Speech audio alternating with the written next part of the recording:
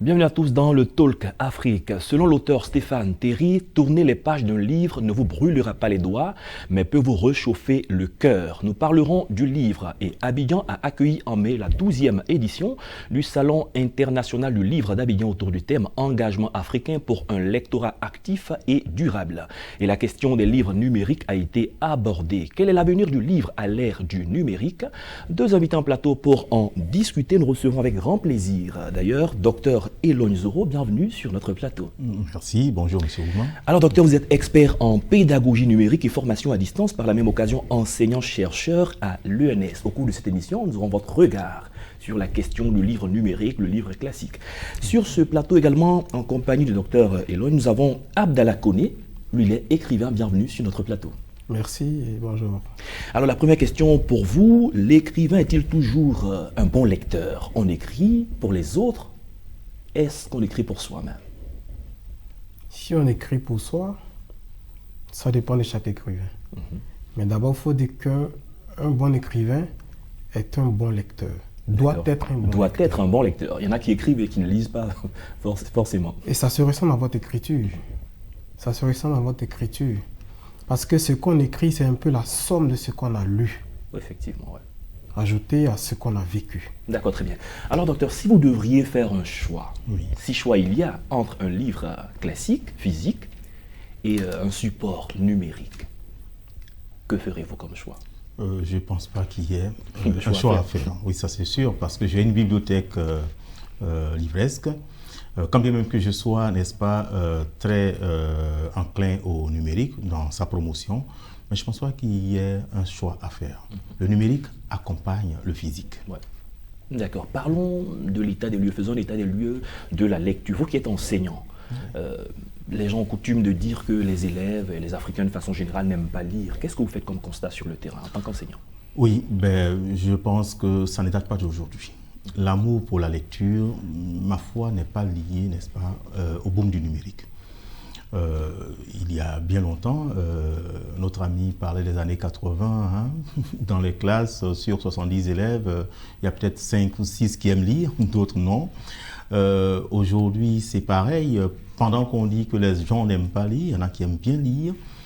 C'est toute une question d'organisation personnelle. Je pense que le numérique est un outil. Est un outil qui aide à archiver, à répertorier, à organiser. Si on l'entend ainsi, je pense qu'il n'y aurait pas de conflit. Parce qu'en fait, grâce au numérique, on arrive quand même à archiver des livres qui auraient pu disparaître et qu'on peut retrouver et indexer ces livres-là. Aujourd'hui, le plagiat, le droit d'auteur est davantage mieux protégé avec le numérique. Parce qu'il suffit simplement de saisir quelques mots-clés d'un ouvrage pour voir si on peut retrouver ça dans l'ouvrage de quelqu'un d'autre. Grâce au numérique, c'est facile à vérifier. Donc je pense que le numérique accompagne, n'est-ce pas, la production intellectuelle. D'accord, sur la même question, vous qui êtes écrivain, qui avez produit des livres, est-ce que vous avez un bon retour? Il y a des lecteurs qui apprécient les œuvres, qui se donnent comme objectif vraiment de lire de plus en plus. Oui. On a coutume de dire que les Africains, en général, et les Ivoiriens en particulier, n'aiment pas lire. C'est un abus de langage. C'est un abus de langage. Je ne sais pas s'il y a un sondage qui vérifie ça. Ça dépend de comment est-ce qu'on envoie le livre aux gens. Les gens aiment lire. Dire que les Africains n'aiment pas lire, pour moi, c'est presque une injure. Ouais. Les gens aiment lire. Mais qu'est-ce qu'on leur propose?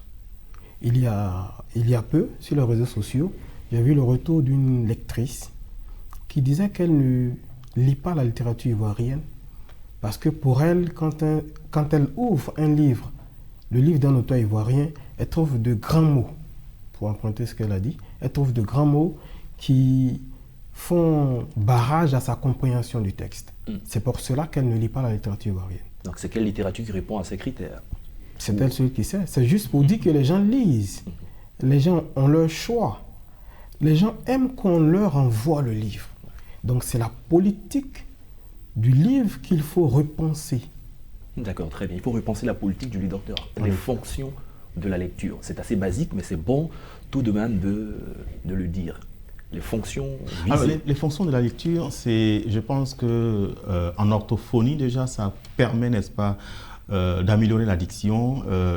Parce qu'on peut lire d'abord pour se cultiver, d'abord pour améliorer, n'est-ce pas, sa connaissance des règles grammaticales, des règles de la langue française, enfin de la langue de lecture, parce que c'est pas seulement en français qu'on lit.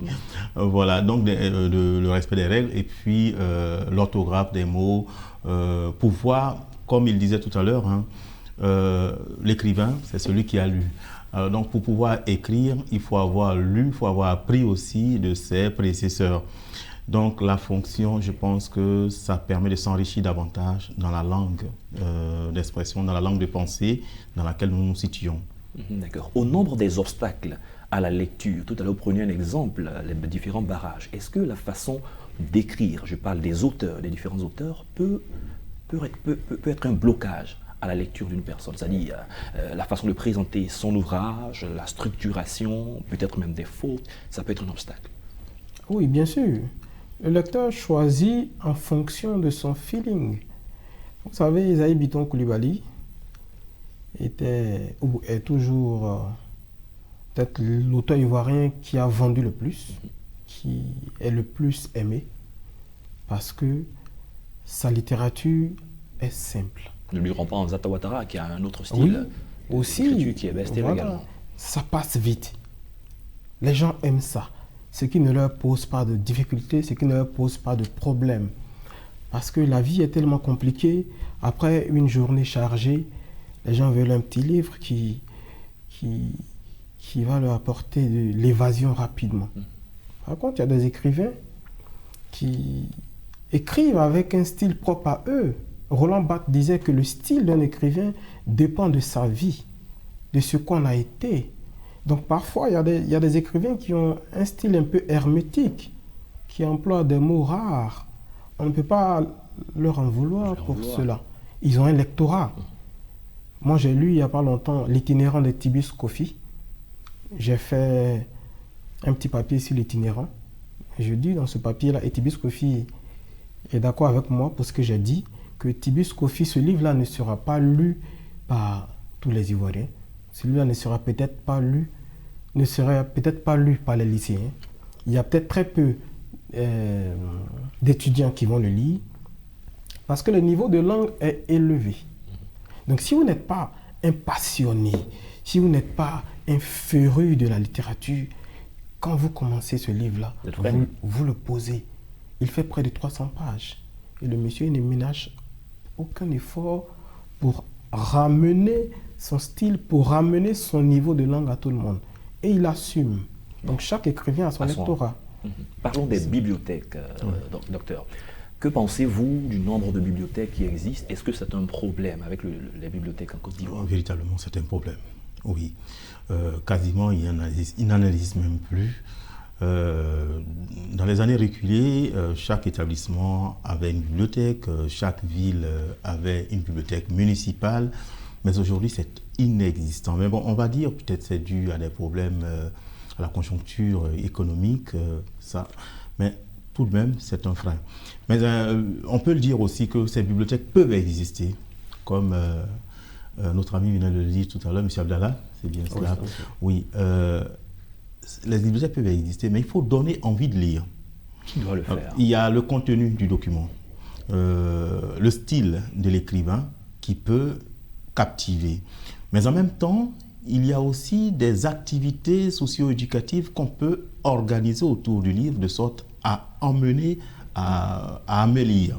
Ça peut être des jeux, ça peut être des concours. Aujourd'hui, on parle de concours de dictée, on peut parler de concours du meilleur orateur, on peut parler de concours, on peut même parler de concours peut-être du meilleur lecteur. Voilà, de lecture, ou bien de compte rendu de restitution d'une lecture. Je me souviens quand on était enfant, ça c'était la politique de mon père. Il fallait à chaque réunion de famille faire le résumé d'un chapitre de livre lu. Voilà, c'est pour dire que ce n'est pas seulement l'institution régalienne scolaire qui doit faire cette politique-là. Même en famille, on peut dire, bon, toi tu lis tel livre, à la prochaine réunion tu nous fais le résumé. Ça peut être écrit comme oral, tu peux te tenir et puis exposer, tout ça, ça participe, n'est-ce pas, à la diction, à la restitution, à l'art oratoire. Et ça, en famille, ça se fait. Dans les clubs, les organisations sociales, ça peut se faire. Municipales, ça peut se faire. Nous verrons tout à l'heure le livre numérique, mais le livre classique, comment l'aborder? Comment le lire? C'est vrai qu'en classe, il y a des enseignants de français qui font ce cours, mais pour tout le monde, quelques règles simples. Quand on a un livre, quels sont les petits réflexes qu'il faut avoir? Parce qu'il y en a, dès qu'ils voient le volume, ils s'en éloignent. D'autres, quand ils voient la première couverture, ils s'en éloignent. Comment faire en sorte de parcourir un livre? Et est-ce qu'il faut lire tout le livre également? Est-ce que c'est une contrainte, c'est une obligation? Je pense qu'il n'y a pas de loi universelle pour lire. Chaque lecteur a sa façon de lire. Mais il faut voir quel type de lecteur on a en face de nous. Si on a quelqu'un qui n'est pas habitué à lire, si vous voulez emmener quelqu'un à lire, ça veut dire que cette personne-là n'aime pas lire ou qu'elle ne lit pas. Alors il ne faut pas lui donner un livre volumineux. Il ne faut pas lui donner un livre dont le niveau de langue est élevé. Et il faut lui donner un livre dans ses centres d'intérêt. Quand on veut apprendre à lire ou quand on veut se mettre à la lecture, il faut lire ce qu'on aime. Parce que ce qui fait qu'on reste dans la lecture, c'est parce qu'on est captivé par ce qu'on fait, parce qu'on aime. Donc si on lit un livre qu'on n'aime pas, ça devient presque une corvée. Alors que la lecture ne doit pas être une corvée. La lecture, avant tout comme l'écriture, doit être une partie de plaisir. Si on ne prend aucun plaisir à lire, on abandonne vite. Il y a des gens qui commencent en trompe la lecture. Et puis finalement, ils s'arrêtent. Il ne faut pas dire, je prends un livre, bon moi, j'ai décidé de me mettre à la lecture, donc je lis un livre par semaine. Non. Je lis une ligne par jour. Je lis un paragraphe chaque soir. Je lis 2 lignes chaque soir. Ce serait modeste et on pourra y arriver. Oui. Comme on dit, c'est en mangeant que l'appétit vient. Ouais. Mais quand on commence, c'est un peu comme la foi à la lecture, c'est un peu comme la foi. La foi, quand on... Elle grandit en fonction des réalités et des épreuves que nous passons. Oui, bien sûr. Donc si la foi, quand elle monte un peu trop, ça fait peur. Parce que la chute aussi est proportionnelle au niveau. Donc la lecture, pour moi, il n'y a pas de loi universelle. Mais pour un lecteur nouveau, il faut lui conseiller des ouvrages qu'il aime et il faut lui demander d'aller à son rythme. D'accord, pas de loi universelle, mais docteur, pour vos apprenants, ceux qui vous suivent, souvent ils se demandent, mais j'ai le livre en main, je commence par où? Je lis la 4e de couverture, je regarde la page de couverture, je tombe sur un paragraphe qui m'intéresse, ou le livre il est entre vos mains, vous en faites comme vous voulez. Qu'est-ce que vous dites? Moi, comme je ne suis pas littéraire en tant que tel, mais en tant que pédagogue, je pourrais dire qu'il appartient aussi à l'enseignant, au formateur, de donner envie d'apprendre. Parce que je me dis, la lecture aussi, c'est un apprentissage. Donc, il appartient à l'enseignant, au formateur, de donner envie. Ce que si j'étais dans ce rôle-là, n'est-ce pas, le 4e de couverture, ça c'est vrai, il faut vraiment écrire ce qu'il faut pour percuter, pour donner envie déjà. Mais il faut peut-être avoir beaucoup de plateaux de télé comme ça pour pouvoir exposer des extraits. Exposer des extraits de son contenu et des extraits qui puissent toucher, comme on a dit, chaque écrivain choisit son lecteur. Donc quand tu sais, tu es dans un milieu hautement intellectuel ou bien tu es dans un milieu de la classe moyenne intellectuelle, tout dépend de quelle partie de ton livre que tu vas vendre pour que ça donne envie de lire. Donc, tout est une question d'approche de celui qui a envie de vendre. D'accord. La lecture via les écrans de tablettes, de téléphones, d'ordinateurs. Comment lire sur son écran? Oui, en fait, moi je pense que ces livres numériques qui existent aujourd'hui, le premier objectif n'était pas de lire forcément à l'écran. Le premier objectif, c'était d'archiver efficacement.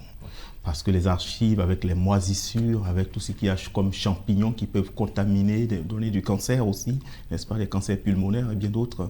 Donc, pour éviter des maladies, comme on a dit, l'évolution technologique vient répondre à des problèmes existentiels, apporter des solutions. Donc, initialement, c'était pour archiver, faire de l'archivage. Mais il s'est trouvé aussi que, dans un petit volume, on peut avoir 400 000 livres. Donc, pour ceux qui font des voyages, enfin, dans les grandes... Toute une bibliothèque, vous voulez dire. Voilà, toute une bibliothèque qui tient dans la main. Et donc, très souvent, moi, c'est quand je faisais mes études universitaires en Europe, là, je me suis beaucoup attaché à la lecture. Parce que quand on a un temps d'oisiveté, quand tu dois prendre le train, 1h30 de train, Ce temps-là, tu préfères le lire. C'est ce qui n'est pas le cas ici, par exemple. On est tout le temps occupé à quelque chose. Il n'y a pas un temps où on s'assoit ainsi. Et donc, là, des gens se baladent avec leur tablette, avec leur téléphone, avec plusieurs livres à la fois. Et donc, ils ont trouvé que c'était une solution plutôt que de supporter des volumes sur le dos. Voilà. Donc, déjà, ça répond à un problème là de légèreté, de volume à transporter, de poids à transporter. Donc, de l'archivage, nous sommes arrivés à l'exploitation, à la lecture. En fait, il n'y a pas eu un décret divin pour dire que, bon, maintenant, on doit lire à l'écran. Chacun voit en telle ou telle évolution technologique une solution à sa propre organisation interne. D'accord. En tant qu'écrivain, comment le numérique vous sert aujourd'hui? Mais on fait des recherches sur Internet.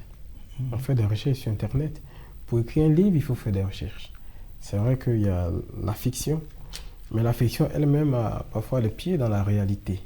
Donc Internet nous sert beaucoup parce qu'on fait des recherches. Il y a des gens qui sont en Côte d'Ivoire, qui n'ont jamais quitté la Côte d'Ivoire, mais qui écrivent un livre, une histoire qui se déroule en France. Comment ils font? C'est pas l'imagination.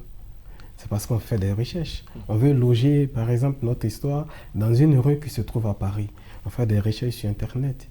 Aussi, le numérique, comme il a dit, le numérique nous permet de stocker nos livres.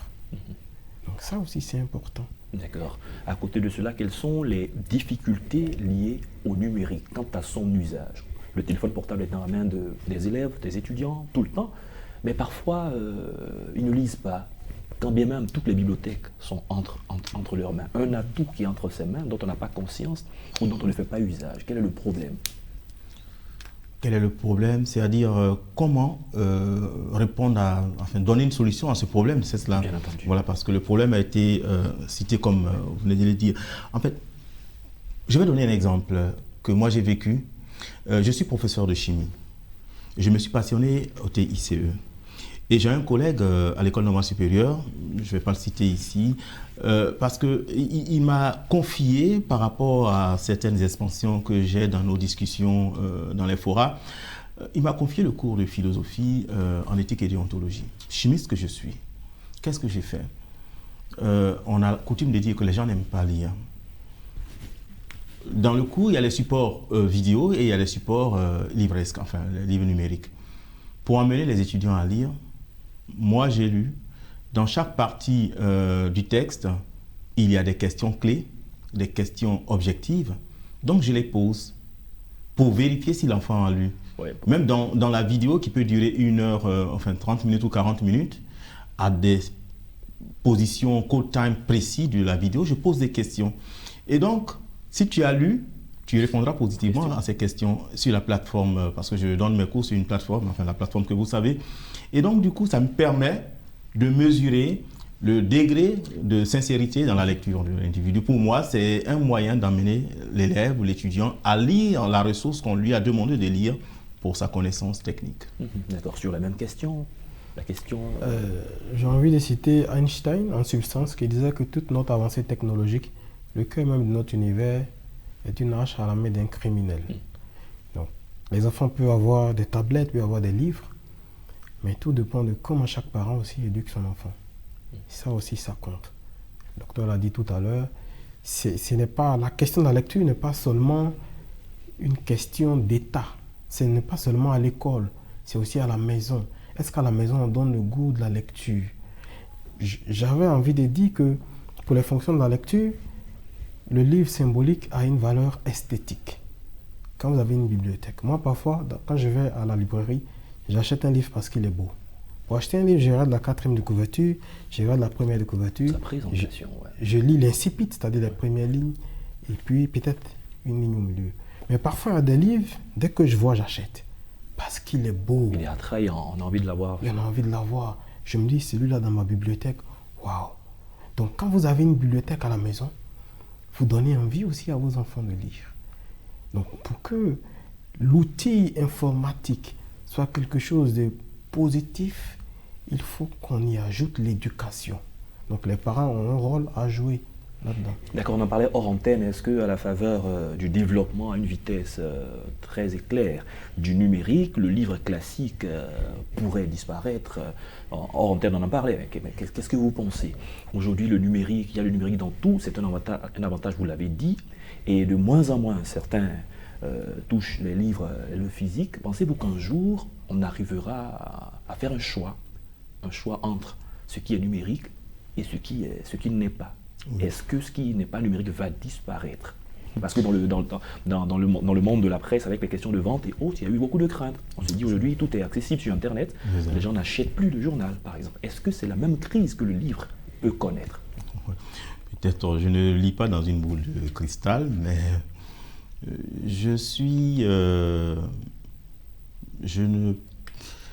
j'ai l'impression qu'en fait, quand je révise un peu l'évolution civilisationnelle, ce que je présente souvent dans mes conférences aussi, on a peur parce que certaines choses disparaissent, mais ça finit par disparaître. Je ne dis pas que le livre va disparaître. Je ne dis pas non plus que ça ne va pas disparaître. Je ne lis pas dans une boule de cristal. C'est comme nous étions dans une civilisation de l'oralité absolue. L'homme singe était dans une civilisation de l'oralité absolue. Après, les ingénieurs de l'époque ont inventé les premières écritures, c'est-à-dire les peintures rupestres dans leur lieu d'habitation. C'était les premières écritures. Après, les supports ont changé. Tout à l'heure, j'aime bien les littéraires quand ils font des citations, je m'exerce à cela. Michel Serres qui aime bien dire que chaque fois que la connaissance a changé de support, nous avons changé de civilisation. Et effectivement, de l'oralité absolue, nous sommes passés aux peintures rupestres. Après, les écritures sur tablette. J'imagine que ceux qui étaient dans cette civilisation ne pouvaient même pas s'imaginer d'autres supports que les tablettes en pierre. Les tablettes en pierre, je donne l'illustration des 10 commandements. Il n'y avait que ça comme support. Après, il y a eu les papyrus. J'imagine que ceux qui étaient à la naissance même des papyrus imaginaient difficilement même un livre condensé. Et puis après, on ne parle plus de papyrus. Aujourd'hui, on parle de livres, mais beaucoup de stockage, de data, de numérique. Je ne sais pas, nous regardons les science-fiction et tout ça, tu as besoin de quelque chose, tac. Je ne sais pas si dans 3000 ans, 5000 ans, ce que nous craignons que ça disparaîtra ou non. Je ne le dis pas dans une boule de cristal, mais je veux dire que quand on regarde, il y a eu des choses qui ont disparu, qu'on ne pensait pas, qui ont disparu, mais le livre, pour le moment, quand on invente quelque chose, ce n'est pas pour que l'existant disparaisse. C'est pour répondre à des problèmes. Et en répondant à ces problèmes, à un moment donné, on se rend compte que ce à quoi on veut répondre disparaît pour faire place à autre chose. Et donc, je ne lis pas dans une boule de cristal, mais je regarde simplement l'évolution et je vois ce que ça peut devenir éventuellement. Okay. Mais ça ne veut pas dire... On parle par exemple de livres numériques, mais on va au-delà. Hein. Il y a beaucoup de livres audio aujourd'hui. Ouais. Les gens n'ont plus le temps. Les gens, même pour faire des diplômes, ils ont plusieurs diplômes pour avoir plusieurs compétences à leur corde. Et tellement ils n'ont pas le temps, ils écoutent le livre audio, ils sont au volant, ils écoutent la lecture d'un livre. Parce que l'objectif de quoi? C'est l'œuvre de la technologie, hein, tout ça. L'objectif du livre, de la lecture, c'est quoi en fait?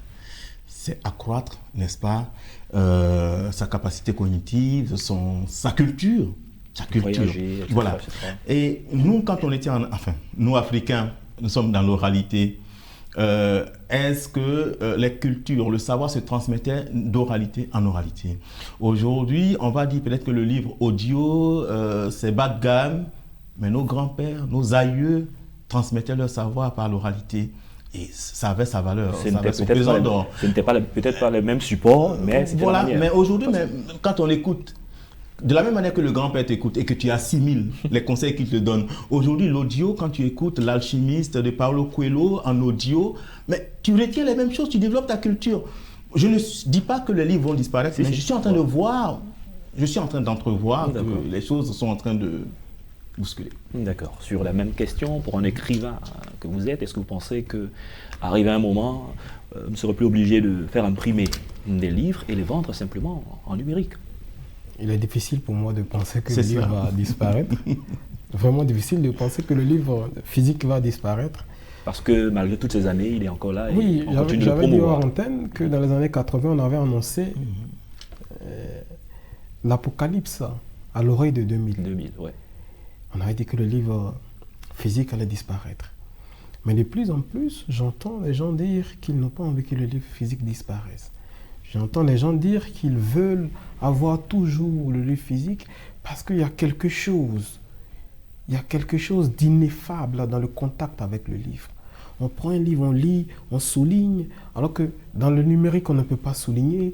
Dans le numérique, on ne peut pas mettre d'astérisque, on ne peut pas faire il y a quelque chose. On peut peut-être le faire, mais... On peut le faire maintenant, mais bon, je veux dire, c'est pas... Dans le numérique, il y a une batterie, ça peut se décharger. Si c'est déchargé, écoutez, il faut attendre de recharger. Vous voyez, donc moi, je pense que le livre ne va pas disparaître. Je suis très optimiste. Militant pour ne pas que ça disparaisse. Vraiment, voilà. Je fais partie de ceux qui militent pour ne pas que le livre physique disparaisse. Très bien.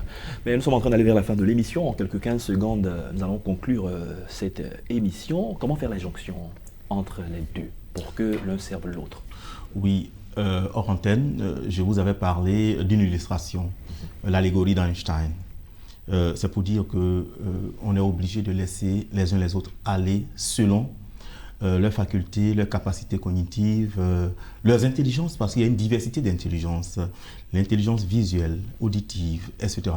Et donc, du coup, il y en a qui sont à l'aise à lire, il y en a qui sont à l'aise à écouter, à entendre dire. Voilà. Et il y en a qui sont passionnés du numérique, il y en a qui sont passionnés du toucher des feuilles, caresser les feuilles. Donc, chacun. Dans l'allégorie d'Einstein, on voit l'éléphant, le phoque, le serpent, le singe, qui représentent nos élèves. Et l'épreuve, on leur dit de grimper à l'arbre. Celui qui réussit à grimper à l'arbre est le premier de la classe. Est-ce à dire que l'éléphant, il est idiot? Est-ce à dire que le serpent ou même le phoque, le poisson, il est idiot? Parce qu'il ne réussira pas. Donc chacun a son intelligence. Très bien. Et donc ces capacités qu'il faut exploiter. C'est pour ça justement l'évolution technologique offre une diversité de possibilités d'apprentissage et d'acculturation. Merci bien, 15 secondes. Bien, y a-t-il une meilleure conclusion que celle-ci? Juste qu'il faut laisser chaque âme voguer au gré de ses émotions. Merci. Merci Abdallah Koné, vous êtes écrivain. Nous avons eu le plaisir à partager cette émission avec vous. Merci d'être passé sur notre plateau. Merci. Merci à Dr Eloy Nzoro, merci de revenir toutes les fois que besoin. Merci, avec plaisir. Vous êtes expert en pédagogie numérique et formation à distance, enseignant-chercheur à l'ENS. Merci encore. Merci beaucoup. C'est la fin de cette émission. Merci à tous de l'avoir suivi. Bonne suite de nos programmes sur Médian TV Afrique.